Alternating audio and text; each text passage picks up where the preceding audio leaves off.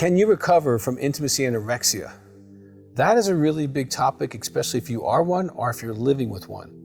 Now, if you've yet to subscribe to our channel, we literally have hundreds of helpful discussions that you can share with your friends or be helped by yourself.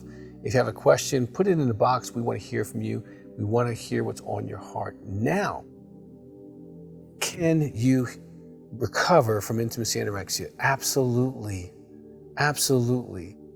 I have been seeing intimacy anorexics for decades, and most of them heal, okay? Now, if you don't want to heal from an addiction process, alcohol, drugs, sex, food, work, porn, no matter what it is, you're not going to heal.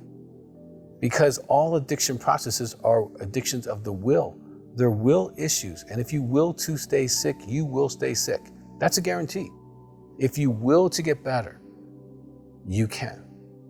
I have seen more than 1,000 men and women heal from intimacy anorexia, okay? I've seen them become lovers again to their spouse. I've seen them become organically aware and connected. I've seen them develop spiritually and emotionally towards their spouse. I've seen them become who they could be without the walls, the defense, the passive-aggressive behaviors. And I've seen the marriage begin to become revived because of the organicness of the person showing back up with their spouse spiritually, emotionally, and sexually. Yes, recovery is possible. Now, let me warn you, it's work. It is hard work sometimes. Intimacy anorexia recovery is one of the hardest addictions to recover from because it's different.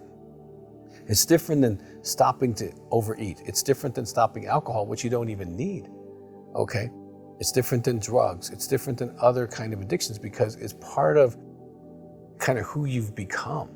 It's your inner defense mechanisms. It's your inner emotional deregulation. It's your inner dealing with anxiety to push that other person away. It's the inner issues of fear of intimacy, fear of being known, okay? It's the living in an object box where you're the good Joe or the bad Joe or the good Barbie and the bad Barbie. You can't be flawed and loved. So it's a different process, but the principles apply the same, okay? If you do the 5 C's, pray, read, call, meetings, pray, do that. Get the workbooks, Intimacy Anorexia, okay? And if you're married to someone, get the married and alone workbooks. Do recovery as well, heal as well. Get in a group. I can't tell you, you will not heal anywhere near as fast unless you're in a group and you're accountable for what you're doing. Hearing other men or women talking about what they're doing in their recovery and how they realize that they're being anorexic can expedite your growth significantly.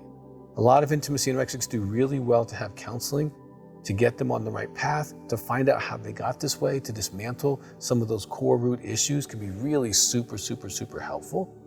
Okay, but you can heal. You can.